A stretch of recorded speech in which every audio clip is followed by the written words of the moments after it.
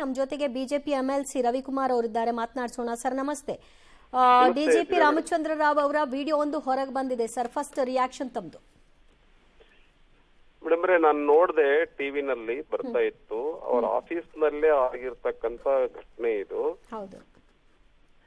ಅಂದ್ರೆ ಒಂದು higher officer ADGP ಅವರ ಆಫೀಸ್ ಅಂದ್ರೆ ಯಾವ್ದು, ಅವರ ಅಂತದ ಆಫೀಸರ್, ಬಹಳ ಹೈಯರ್ ಆಫೀಸರ್ ಅಲ್ಲೇ ಹಿಂಗಾಗತ್ತೆ ಅಂತ ನಾನು ಹೇಳ್ತಾ ಇಲ್ಲ. ಯಾವುದೇ ಆಫೀಸರ್ ಆಗ್ಲಿ ಈ ತರ ನಡಿಬಾರದು ಸಮಾಜದಲ್ಲಿ.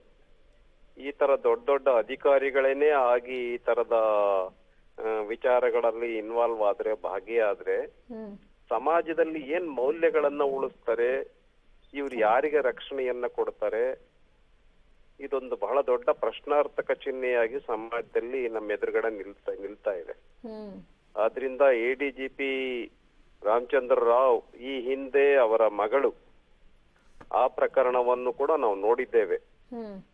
ಹೆಂಗೆ ಇದು ದುಬೈನಿಂದ ಬಂಗಾರವನ್ನ ತೆಗೆದುಕೊಂಡು ಬರ್ತಿದ್ದು, ಆ ಕೇಸಲ್ಲಿ ಅವ್ರ ಮಗಳನ್ನ ಬಚಾವ್ ಮಾಡ್ತಕ್ಕಂತ ವಿಷಯದಲ್ಲೂ ಕೂಡ ಇವರು ಭಾಗಿಯಾಗಿದ್ರು.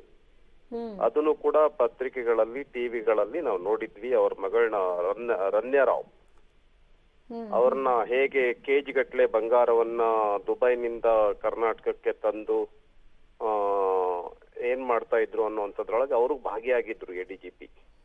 ಈಗ ಈ ರಾಸಲೀಲೆ ಪ್ರಕರಣದಲ್ಲಿ, ಹಾಗಾಗಿ ಈ ಕುರಿತಂತೆ ಸರ್ಕಾರ ತಡ ಮಾಡದೇನೆ ಕ್ರಮ ತೆಗೆದುಕೊಳ್ಬೇಕು ಅಂತೇಳಿ ನಾನು ಈ ಸಂದರ್ಭದಲ್ಲಿ ಆಗ್ರಹ ಪಡಿಸ್ತೇನೆ.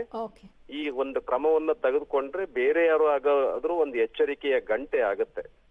ಸರ್ಕಾರ ಮೀನಮೇಷವನ್ನ ಮಾಡದೇನೆ ಕೂಡಲೇ ಕ್ರಮವನ್ನ ತೆಗೆದುಕೊಳ್ಬೇಕು ಈ ಅಧಿಕಾರಿಯ ವಿರುದ್ಧ ಅಂತ ಹೇಳಿ ನಾನು ಈ ಸಂದರ್ಭದಲ್ಲಿ ಹೇಳ್ತೇನೆ. Thank you sir, public TV ಜೊತೆ ಮಾತನಾಡೋದಕ್ಕೆ.